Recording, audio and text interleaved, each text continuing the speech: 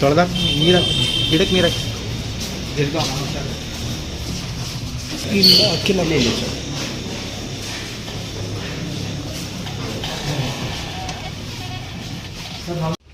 ಅವರಿಗೆ ದಸರಾ ಬೇಕು.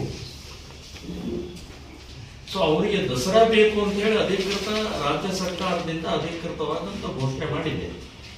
ಆ ಪ್ರಕಾರನೇ ಕ್ರಿಶ್ಚಿಯನ್ ಸ್ಕೂಲ್ಗಳನ್ನು ನಡಿಬೇಕಲ್ಲ.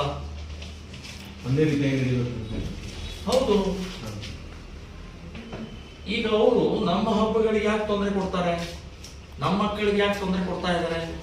ನಮ್ಮ ಸಂಪ್ರದಾಯಕ್ಕನೇ ಯಾಕೆ ತೊಂದರೆ ಆಗೋದು? ನಮ್ಮ ನಿರಂತರವಾಗಿ ಸಾವಿರಾರು ವರ್ಷದಿಂದ ನಡ್ಕೊಂಡು ಬಂದಂತ ಈ ಪದ್ಧತಿಗಳಿಗೆ ಇವರು ಕ್ರಿಶ್ಚಿಯನ್ರು ಕಲ್ಲು ಹಾಕ್ತಾ ಇದ್ದಾರೆ, ಅದನ್ನ ಹಾಳು ಮಾಡ್ತಾ ಇದ್ದಾರೆ. ಸೊ ನೀವು ಅದಕ್ಕೆ ಅವಕಾಶ ನೀವ್ಯಾಕೆ ಕೊಡ್ತಾ ಇದ್ರಿ?